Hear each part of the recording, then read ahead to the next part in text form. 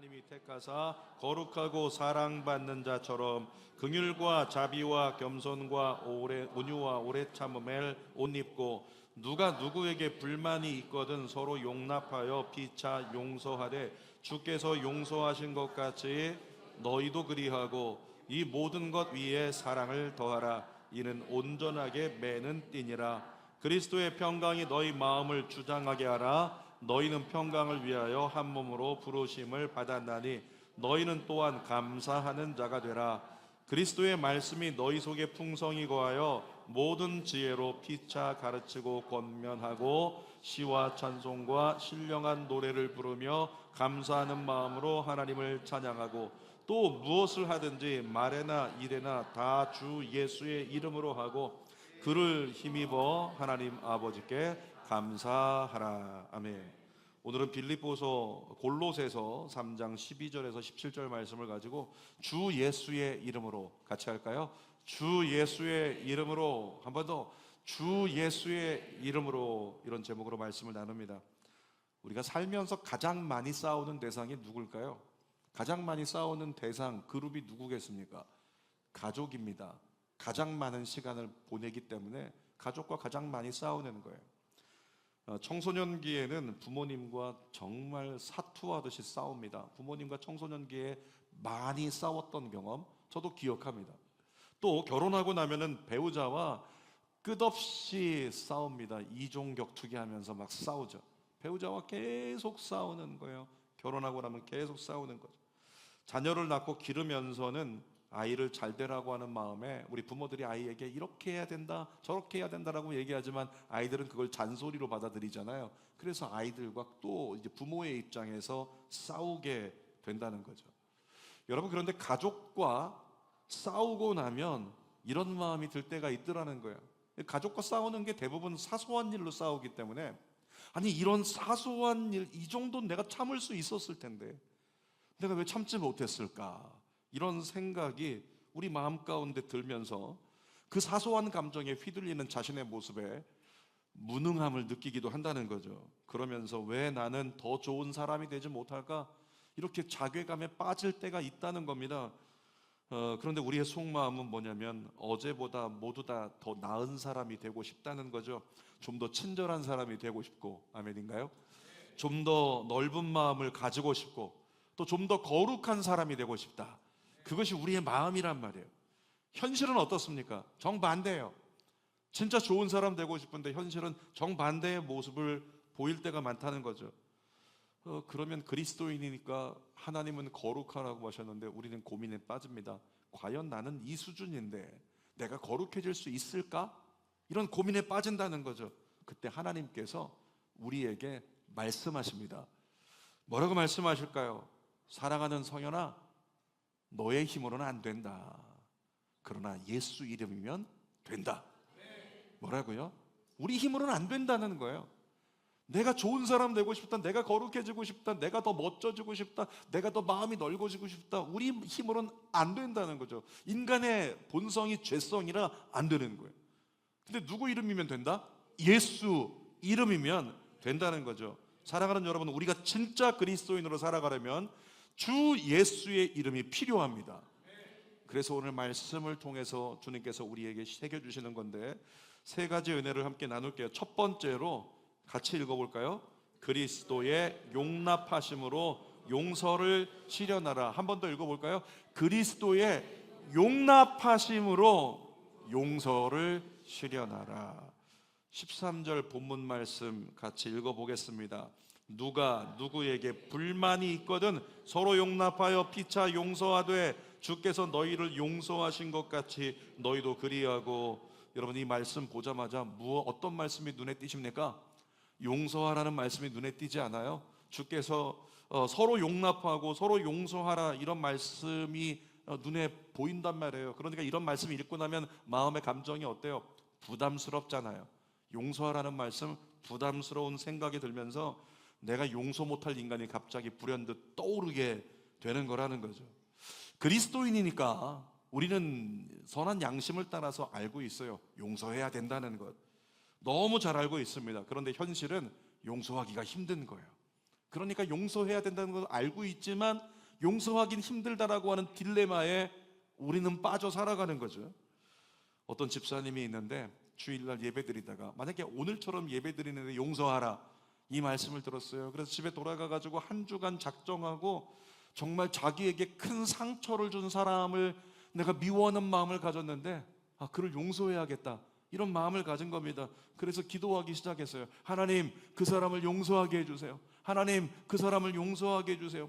입술로 열심히 기도하고 있는데 입술로는 기도하지만 기도하면 할수록 누가 떠올라요? 그 인간이 떠올라요.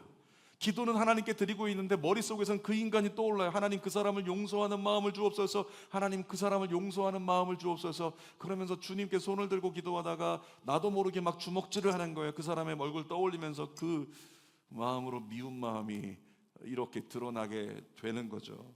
어떤 사람들은요, 그 상태가 돼버리면 기도하다 중단해버려요. 내가 이거 기도할 수준이 아닌가 보다. 자꾸 그 사람 떠오르고 내 마음이 더 안 좋아지는 걸 보니까 이건 지금 기도의 때가 아닌가 보다. 기도를 중단하는 사람들이 있어요. 여러분, 그런데 어떤 집사님이 일주일을 작정했기 때문에 새벽마다 나와가지고요, 그 기도를 계속한 거예요. 하나님, 그 사람을 용서해 주세요. 그 사람을 용서할 수 있게 해주세요. 그 사람을 용서할 수 있게 해주세요. 자꾸 머릿속에서 떠오르지만 계속 꾹 참고 그 사람 용서할 수 있게 해주세요. 그 사람 용서할 수 있게 해주세요. 그러던 어느 날 새벽에 하나님의 음성이 들려왔습니다. 근데 하나님께서 뭐라고 말씀하셨냐면, 여집사님이신데 사랑하는 딸아, 내가 너를 용서했다. 사랑하는 딸아, 내가 너를 용서했다. 여러분, 응답이 맞습니까? 맞지 않잖아요. 뭐라고 기도했어요? 하나님, 그 사람을 용서할 수 있는 마음을 주옵소서. 그러면 주님의 응답은 어떻게 봐야 돼요? 내가 너에게 용서할 수 있는 마음을 주노라. 내가 너에게 용기를 주노라. 이래야 되잖아요. 근데 하나님 뭐라고 말씀하세요? 내가 너를 용서했다. 이런 음성을 들려주시는 거예요. 놀라운 것은 그 순간에 신기한 일이 벌어졌대요. 그분의 간증인데 갑자기 하나님께서 내가 너를 용서했다, 이 음성이 강하게 내 마음속에 몇 번이고 되뇌어 들려지는 순간에 그 기도하면서 머릿속에 그 용서 못할 사람이 떠올라서 그 사람만 쳐다보던 내 마음이 누구를 보기 시작했다? 예수님을 보기 시작했다는 거예요. 내가 널 용서했다. 예수님을 보기 시작했다는 거죠. 내가 어떤 존재였는데, 죄인이요 원수였던 자를 그렇게 원수된 상태에서 나를 위해 십자가에서 피 흘리시고 몸 찢으셔서 우리를 구원하신 예수님의 사랑과 그 희생이 눈에 보이기 시작했다는 거예요. 그 용서 못할 대상이 눈에 보이다가 갑자기 예수님이 보이기 시작했다는 거예요. 그 순간에요, 자기가 깨달았대요. 내 마음속에서 변화가 일어났다는 걸. 그 사람을 용서할 수 있는 마음이 내 안에 생겼다는 걸 깨달았대요. 그 사람에 대한 울분과 이 감추지 못하는 분노 감정, 이것이 기도하면서도 계속 나타났었는데 나를 용서하셨다는 예수님이 보이는 순간 그 사람에 대한 마음이 누그러지고 사그러들어서 용서할 수 있는 마음이 생겼다는 걸 자신이 느꼈다는 걸 간증으로 들은 적이 있어요. 그리고 몇 날 며칠이 지나지 않아서 그분에게 솔직한 마음을 나누고 그분을 용서하게 됐다는 그 이야기를 들은 적이 있어요. 사랑하는 여러분, 그와 같은 시각으로요 13절 말씀을 다시 한번 읽어볼게요. 13절, 누가 누구에게 불만이 있거든 서로 용납하여 피차 용서하되 주께서 너희를 용서하신 것 같이 너희도 그리하고. 우리가 아까 읽었을 때 어떤 말씀이 눈에 들어왔냐면, 이 말씀을 읽다 보니까 서로 용납하여 서로 피차 용서하되, 용서하라는 말씀이구나, 용서하라는 말씀이구나, 이렇게 들렸는데 정말로 시각을 바꾸자마자 어떤 말씀이 눈에 띄어요? 다시 보여주세요. 어떤 말씀이 눈에 띄었을까요? 주께서 너희를 용서하신 것 같이. 사랑하는 여러분, 예수 그리스도께서 여러분을 용서해 주셨습니다. 나같이 못난 인생을 예수님께서 용서하셨다는 이 십자가 복음이 깨달아지는 순간에 판단할 자격은 나에게서 사라져버리고 하나님의 은혜만이 흘러넘치는 것을 경험하게 된다는 거죠. 사랑하는 여러분, 용서는 내가 하려고 해서 되는 것이 아닙니다. 내 안에 예수 그리스도의 사랑하심과 예수님의 그 용납하심이 내 안에 차오르기 시작하면 자동적으로 맺어지는 열매가 용서라는 거예요. 내가 용서하려고 억지로 떼쓰지 말고 어떻게? 주님의 은혜를 더 찾으라는 거예요. 주님이 나에게 베푸신 십자가의 은혜와 주님이 나에게 베푸신 그 용서하심과 그 사랑이 얼마나 귀한지 그것을 계속 바라보고 묵상하다 보면 그것이 너무나 커서 너무나 큰 은혜여서 자동적으로 모든 사람을 용서할 수 있는 은혜가 내 안에 가능해진다는 거죠. 마태복음 18장 33절 읽어보겠습니다. 내가 너를 불쌍히 여김과 같이 너도 내 동료를 불쌍히 여김이 마땅하지 아니하냐. 우리가 은혜의 시각으로 바라보지 못하면 어떤 말씀이 보일까요? 밑에 말씀이 보일 거예요. 내 동료를 불쌍히 여겨라. 그 마땅한 거야. 율법적으로 이것만 들릴 수 있어요. 그런데 하나님의 은혜의 시각으로 본다면 어떤 말씀이 보여요? 윗절이 보이는 거죠. 뭐라고요? 내가 너를 불쌍히 여겼다. 이거 기억해? 주영아, 기억해? 내가 너를 불쌍히 여겼다. 정말로 내가 너를 불쌍히 여겼다. 이것이 내 안에 계속 되뇌어져야 되는, 내가 너를 불쌍히 여겼다, 내가 너를 불쌍히 여겼다. 그래서 독생자 예수 그리스도를 보내어 너를 구원했다. 이것이 내 마음에서 녹아들어 내 세포에 체화되기 시작하면 그 순간에 나도 누군가를 용서할 수 있는 DNA가 우리 안에 살아나기 시작한다는 거죠. 나를 향한 그리스도의 용납하심이 내 안에 누려질 때 용서를 실현할 수 있습니다. 여러분에게 그 놀라운 은혜의 역사가 나타나길 축복합니다. 자, 두 번째로 우리 같이 한번 읽어볼게요. 시작. 그리스도의 말씀으로 평강을 누리라. 한 번 더. 그리스도의 말씀으로 평강을 누리라. 우리 본문 15절 말씀 읽어보겠습니다. 그리스도의 평강이 너희 마음을 주장하게 하라. 자, 마음 나왔으니까 가슴에 손 얹고 다시 시작. 그리스도의 평강이 너희 마음을 주장하게 하라. 한 번 더 하겠습니다. 그리스도의 평강이 너희 마음을 주장하게 하라. 그리스도의 평강이 마음을 주장하게 하래요.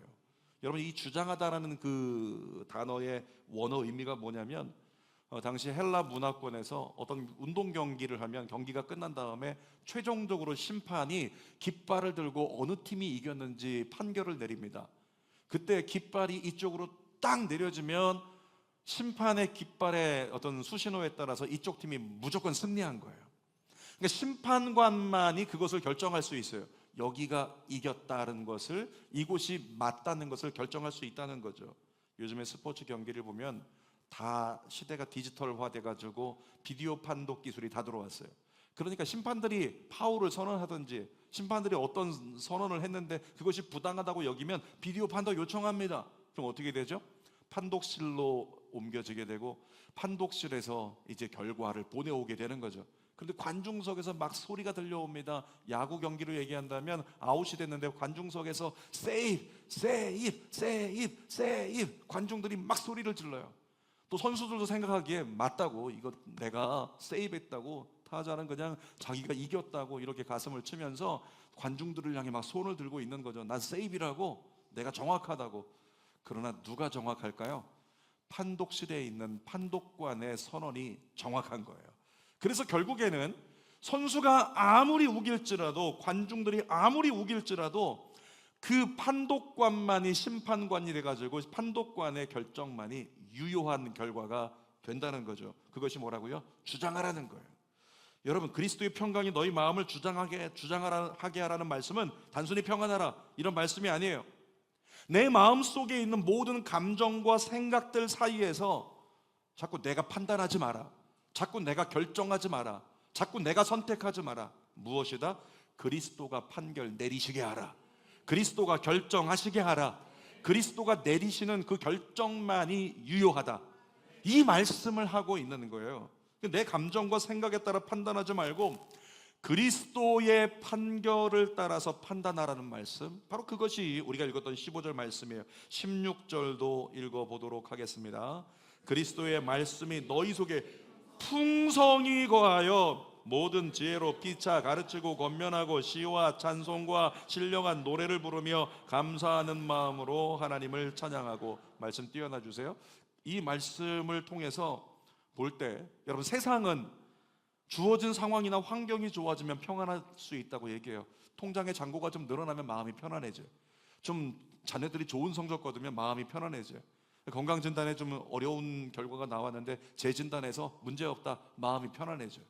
그러니까 세상에서 우리는 주어진 환경과 상황이 좋아지면 평안해질 거라고 말하지만 하나님은 뭐라고 말씀하시냐면 그리스도의 말씀이 너희 안에 풍성하면 그러면 너는 평안하리라, 이런 말씀하고 있는 거예요. 뒷절에 뭐라고 써 있어요? 시와 찬미와 신령한 노래를 부르며 감사하는 마음으로 하나님을 찬양하고. 여러분, 오늘 찬양하는 시간에 내 마음이 감사가 넘치고 신령한 노래가 나오고 기쁨과 은혜로서 찬양하고 하나님 경배하셨습니까? 되는 사람이 있지만 되지 않는 사람이 있어요. 누가 될까요? 평강이 있으면 됩니다. 평강이 없으면 예배가 안 돼요. 근데 그 평강을 무엇으로 누릴 수 있다고요? 그리스도의 말씀이 우리 안에 풍성히 임하시면. 어떤 집사님이요, 저에게 문자 왔어요. 목사님, 제 마음이 너무 불안합니다. 마음이 너무 안 좋아요. 목사님 기도 좀 해주세요. 여러분, 이런 것도 문자 하는 거예요. 기도 부탁하는 겁니다. 근데 연락 오신 분이 보니까 이야기를 들어보니 미래에 대한 불안과 걱정이 너무 크고 또 관계에 대한 염려들이 너무 커가지고 설명할 수 없는 두려움에 마음이 너무 불안하더래요. 그래서 스스로 생각하기를 괜찮아, 괜찮아, 잘 될 거야, 괜찮아질 거야, 괜찮아질 거야. 뭐 하는 거예요? 마인드 컨트롤 하는 거예요. 긍정의 고백을 가지고 내 마음을 안정시키려고 하는 거예요. 괜찮아질 거야, 괜찮아질 거야, 괜찮아질 거야. 그렇게 1시간을 했는데도 마음이 안 괜찮더래요. 계속 감정적으로는 불안한 거예요. 상태가 안 좋은 거예요. 그래서 목사님에게 문자하는 거예요. 목사님, 제 마음이 계속 불안한데 두려운데 기도 좀 해주세요. 제가 그분에게요, 성경 구절을 문자로 하나 보내드리면서 또 기도문 한 문장을 적어드리고 마음이 평안해질 때까지, 괜찮아질 때까지 계속 선포하라 그랬어요. 계속 반복적으로 외치라. 그 구절이 요한복음 14장 27절인데 한번 읽어보겠습니다. 평안을 너희에게 끼치노니 곧 나의 평안을 너희에게 주노라. 내가 너희에게 주는 것은 세상이 주는 것과 같지 아니하니라. 그 다음 제가 기도 제목을 간단하게 써드렸어요. 예수님, 나에게 평안을 주셔서 감사합니다. 세상이 주는 것과 다른 예수님의 평안이 내 안에 있음을 선포합니다. 그리고 또 성경 말씀 또 읽는 거예요. 읽어봅시다. 평안을 너희에게 끼치노니 곧 나의 평안을 너희에게 주노라. 내가 너희에게 주는 것은 세상이 주는 것과 같지 아니하니라. 예수님, 나에게 평안을 주셔서 감사합니다. 예수님의 평안이 내 안에 있음을 선포합니다. 또 읽는 거예요. 평안을 너희에게 끼치노니 곧 나의 평안을 너희에게 주노라. 내가 너희에게 주는 것은 세상이 주는 것과 같지 아니하니라. 기도합니다. 예수님, 나에게 평안을 주시니 감사합니다. 예수님의 평안이 내 안에 있음을 선포합니다. 반복해서 하라고 얘기했거든요. 저는 생각하기를 한 100번 정도 하면 평안해질 텐데 이 생각을 했는데 그분이 문자를 왔는데 목사님 10번 했는데 10번 만에 마음이 평안해졌다는 거예요. 거짓말처럼 내 마음에 두려움이 사라져버리고 마음이 안정됐다는 겁니다. 어떤 역사가 일어난 거예요? 그리스도의 말씀을 계속 선포하던 중에 말씀이 내 안에 풍성이 들어왔다는 거예요. 한 번 듣고 마는 거 말고, 한 번 고백하고 마는 거 말고 계속 반복해서 평안, 그리스도의 평안, 평안을 너에게 주노라, 평안을 너에게 주노라, 평안을 너에게 주노라. 하나님의 말씀이 내가 읽는 거지만 그것이 내 속사람으로 선포되어서 내 속사람 안에 말씀이 풍성해지니까 그 풍성한 말씀이 내 마음을 주장한 거예요. 아까 주장하는 건 뭐라고요? 심판관의 선언. 그 말씀이 내 마음을 주장하면서 내 마음의 감정의 심판관이 돼가지고 감정이 결정짓던 내 마음을 말씀이 결정지어서 내 마음에 평강을 심어준 거죠. 순식간에 두려움은 사라져버리고 염려는 사라져버리고 마음의 평강이 임하더라. 여러분, 그 집사님의 문제가 뭐였을까요? 내 감정이 내 마음을 판단하게 내버려 둔 게 문제였다는 거예요. 사랑하는 여러분, 우리는 인간입니다. 사탄 마귀가 어떤 짓 하는지 아시죠? 마귀는 계속 생각을 집어넣어요. 생각을 공격한다고요. 가룟 유다의 생각 속에 예수를 팔려는 생각을 집어넣었더라. 마귀는 바이러스처럼 자꾸 우리에게 나쁜 생각, 부정적인 생각, 하나님께 합당하지 못한 미움의 생각들을 자꾸 집어넣는 거예요. 순식간에 부정적인 생각에 사로잡히고 부정적 감정으로 나를 지배해버리는 거, 이것이 사탄의 역사라는 거예요. 여러분, 그런데 내 안에 가득한 부정적인 감정을 깨뜨리는 거, 그것은요 하나밖에 없습니다. 그리스도의 말씀이 내 안에 채워지는 것밖에 없습니다. 아무리 사탄이 내 안에 부정적 생각과 부정적 감정을 가득 심어 놓아도 여러분 실험해 보세요. 체험해 보십시오. 하나님의 말씀을 내 속에 풍성히 선포하여 담아 놓으면 그 순간 평강이 임합니다. 부정적인 생각 떠나갑니다. 부정적인 감정은 떠나가는 거예요. 이것을 경험해야 진짜 예수 그리스도의 이름 붙잡고 신앙 안에 살아갈 수 있는 그리스도인 되는 것 아니겠습니까? 순식간에 하나님 말씀이 내 속에서 나를 주장하여 나의 심판관이 되어 말씀으로 인하여 내 마음이 결정되어 평강을 누리는 우리 모두가 되시기를 주님의 이름으로 축원합니다. 세 번째로 같이 읽어볼게요. 세 번째로 이것입니다. 주 예수의 이름으로 감당하고 감사하라. 한 번 더 읽어볼까요? 주 예수의 이름으로 감당하고 감사하라. 우리 골로새서 3장 17절 읽어보겠습니다. 또 무엇을 하든지 말에나 일에나 다 주 예수의 이름으로 하고 그를 힘입어 하나님 아버지께 감사하라. 자, 뭐라고 써 있나요? 말하는 것이나 일하는 것이나 모든 삶의 영역에서 무엇으로 하라고요? 주 예수의 이름으로 하라고 말씀하세요. 여러분, 유대 사회에서는 그 이름이라고 하는 것은 우리가 부르는 것처럼 호칭 정도 그 이상의 의미를 가지고 있어요. 그 이름에는 그 사람의 권위가 들어있고 그 사람의 인격이 담겨져 있는 거예요. 그래서 당시 유대 사회에는 종의 제도가 있었는데 누군가가 종이지만 종이 주인의 이름을 가지고 무언가를 행하면 사람들이 어떻게 받아들이냐면 주인이 한 것으로 그렇게 받아들인다는 거죠. 주인이 직접 행한 것과 똑같은 효력이 주인의 이름을 사용하면 이루어지게 된다는 거예요. 여러분이 예수 이름으로 선포하면 그 역사가 동일하게 일어나는 겁니다. 내가 예수 이름을 가지고 선포했는데 마치 예수님이 선포하는 것과 똑같은 역사 일어나는 거예요.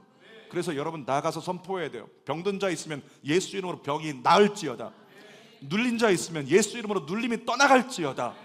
우리 홍지혜 성도님 병원에 중환자실에 있을 때도 제가 들어가서 1대1로 계속 선포하는 건 그것입니다. 예수 이름으로 깨어날지어다. 예수 이름으로 회복될지어다. 옆에 분들에게 선포하세요. 예수 이름으로 깨어날지어다. 지금 한 분을 이렇게 흔드신 분이 계신데 잠 깨우라는 게 아니고 영을 깨우라는 거죠. 영을 깨우라는. 여러분, 말하는 것이든 일하는 것이든 주 예수 이름으로 하라는 것은 삶 자체를 예수 이름으로 살라는 거죠. 예수 이름으로 산다는 게 뭘까요? 내 삶의 주어가 나에서 예수님으로 바뀌는 겁니다. 우리는 자주 넘어져요. 우리는 자꾸 거룩하지 못하게 사는 삶을 반복해 살아간다는 거죠. 이유가 뭘까요? 단순합니다. 내 삶을 내 이름으로 감당하기 때문에 그래요. 내 이름으로 내 삶을 자꾸 감당하니까 내가 하려고 하고 내 이름으로 내가 이루려고 하고 내가 해결하려고 하고 그러니까 해결이 안 되는 거예요. 계속 무너지고 깨지고 상하게 된다는 거죠. 내 생각, 내 기준, 내 자존심, 내 체면, 내 영광 그거 붙들고 있으면 실패한다는 거예요. 그런데 우리가 예수 이름으로 살기 시작하면 상황은 달라질 수 있습니다. 우리 빌립보서 4장 13절 같이 한번 읽어볼게요. 내게 능력 주시는 자 안에서 내가 모든 것을 할 수 있느니라. 한 번 더 읽어볼까요? 내게 능력 주시는 자 안에서 내가 모든 것을 할 수 있느니라. 이 말씀을 읽으면 우리 성도들 중에는 나는 예수 믿으니까 못할 게 없어, 무엇이든지 다 할 수 있을 거야. 사업 시작했어요. 사업 시작한 사람 잘 될 거라고 생각하는데 뭐라고 선포합니까? 능력 주시는 자 안에서 모든 것을 할 수 있다고 하니까 대박이 날지어다. 그런 의미가 아니라는 걸 아시나요? 이 말씀은 그런 의미가 아니에요. 우리 장범순 간사님께서 운영하고 있는 천하태권도 지금은 인사말이 바뀌었지만 예전에는 아이들 들어가면 제가 봤습니다. 아이들이 막 뛰어오다가 입구에 문이 열리면 거기 철였다고 딱 쓰는 거예요. 가슴을 핍니다. 딱 피고 그 다음에 얘기합니다. 할 수 있습니다. 그리고 들어가요. 할 수 있습니다. 그리고 들어가는 거예요. 그 입술의 시인을 통해서 아이들에게 심어주고자 하는 게 뭡니까? 긍정적인 태도를 심어주는 거예요. 너도 할 수 있어. 도전해. 해보자. 할 수 있어. 할 수 있어. 그래서 할 수 있습니다. 근데 여러분 빌립보서 4장 13절 말씀은 그런 긍정적인 말을 하자라고 하는 구호가 아니라는 거죠. 빌립보서 4장 13절 이 말씀은 바울이 어떤 극한 상황이 올지라도 예수 이름을 붙든 나, 이겨낼 수 있다. 이와 같은 선언인 거예요. 어떤 극한 환경이, 어떤 상황이 나를 갖다가, 어떤 넘실거리는 파도가, 어떤 태풍이 내 인생에 몰려와도 내가 예수 이름 붙잡고 있으면 나 이겨낼 수 있습니다. 이 고백의 메시지라는 거죠. 바울이 그 상황을 설명하는데 고린도전서 4장 11절에서 13절까지 읽어봅시다. 시작. 바로 이 시각까지 우리가 줄이고 목마르며 헐벗고 매맞으며 정처가 없고 또 수고하여 친히 손으로 일을 하며 모욕을 당한 즉 축복하고 박해를 받은 즉 참고 비방을 받은 즉 권면하니 우리가 지금까지 세상의 더러운 것과 만물의 찌꺼기 같이 되었도다. 여러분 생각해 보세요. 바울은 사람들이, 유대인들이 뭐라고 했냐면 저 바이러스 같은 녀석, 저 전염병 같은 녀석 모욕했어요. 쓰레기 취급했다는 거죠. 저주했다는 거예요. 돌로 쳤다는 거예요. 온갖 시련과 그 곤고를 당할 수 있도록 고난스럽게 만들었다라고 하는 거죠. 매맞고 거할 곳이 없고 목말랐고 줄였다고 얘기하는 거예요. 그런 상황에 인간이 어떻게 견디겠어요? 근데 바울은 뭐합니까? 평정심, 평강을 누렸어요. 왜? 그리스도의 말씀이 풍성히 내 안에 임하여 그 말씀이 나를 주장하니. 감정은 두려움인데, 감정은 화가 남인데, 감정은 분노함인데 입술에서 뭐가 나와요? 예수 그리스도의 이름으로 복음이 나오고, 예수 그리스도의 이름으로 견딜 수 있는 감사가 나오고 아멘이 나왔다는 거죠. 사랑하는 여러분, 내 힘으로 감당할 수 없지만 주 예수의 이름으로 감당할 수 있고 감사할 수 있다. 그 말씀을 우리에게 전하고 있는 겁니다. 제가 전에 청년들 사역하던 교회에서요, 지하철에서 노방전도를 했던 때가 있었는데, 그때 이쪽 1호선 첫 번째 칸에 들어가서 찬양 드리고 전도지 나눠주고 선물 나눠주고, 또 두 번째 칸에 가서 찬양 드리고 전도지 나눠주고 선물 나눠주고 이렇게 했단 말이죠. 그런데 한 번은 한 청년이 저도 오늘 전도 참여하려고요. 그리고 처음 나온 거예요. 얼마나 기특해요. 막 격려해주고 막 축복해주고 선배들이 정말 잘했다 그렇게 얘기해주고. 근데 이 청년이 찬양 끝난 다음에 전도지 나눠준다고 지하철에서 전도지를 나눠주고 다니다가 한 술 취한 아저씨 앞에 가게 됐는데, 술 취한 아저씨가 가래침을 몰아삼키고는 그 청년의 신발에다가 뱉어버렸어요. 그 청년의 신발 메이커는 나이키. 나이키에다가 지난주에 새로 산 신발이에요. 여러분 생각해 보세요. 지난주에 새로 산 나이키 지금 한정판 그런 거 사가지고 너무 소중하게 먼지도 안 묻게 하려고 잘 닦고 그러고 있는데 거기다가 가래침을 뱉어버렸으니 얼마나 화가 나겠어요.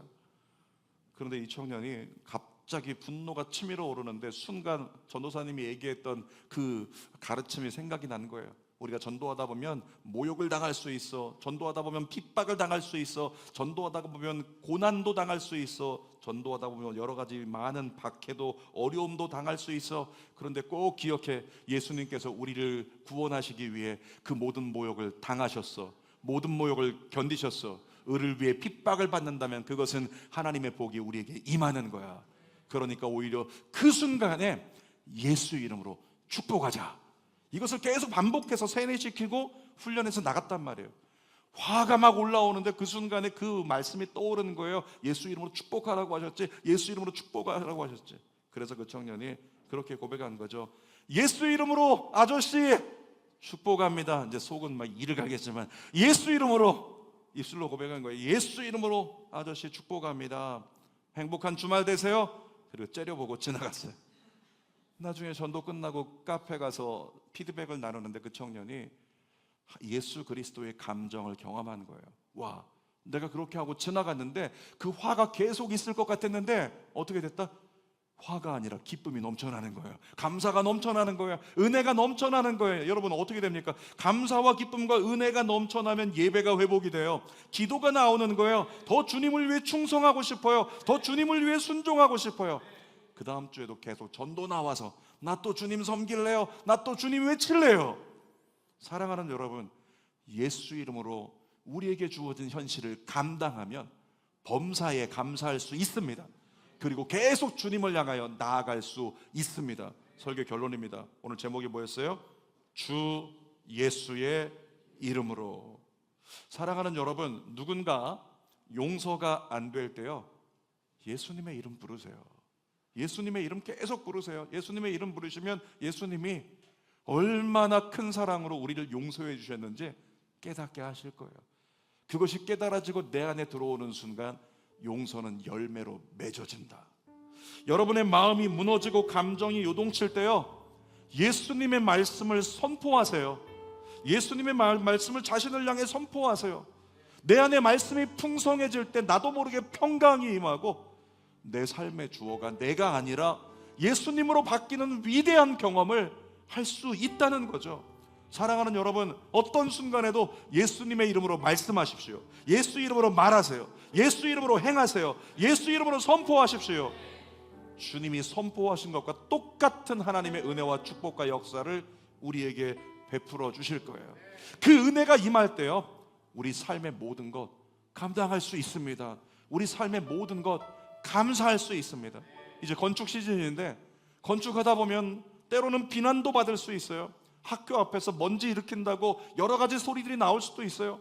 누군가는 음해하려는 목적을 가지고 교회가 세워진다고 나쁘게 말할 수 있는 거예요. 그때 어떻게 해요? 내 감정으로 말하지 말고 말씀의 충만함을 내 속에 누리면서 평강 가운데 예수 이름으로 말씀하시고 예수 이름으로 섬겨주시고 예수 이름으로 축복하시고. 예전에 어떤 교회 그런 분 계셨는데 누군가 막 그냥 교회 건축한다고 삿대질하니까 그분을 이렇게 달래서 데리고 가서 설렁탕 한 그 사드렸대요. 그랬더니 그분이 참 좋은 교회다 이러고 끝났다는 거예요. 사랑하는 여러분, 예수 이름으로 감당하고 감사합시다. 기도하겠습니다. 살아계신 아버지 하나님, 우리의 삶은 더 나아지고 싶은데 나아지지 않는데 내 힘으로 내가 해보려고 내 이름으로 하려고 했기 때문입니다. 이젠 예수 이름 의지하게 해주세요. 예수 이름 찾게 해주세요. 예수님의 이름으로 기도하옵나이다.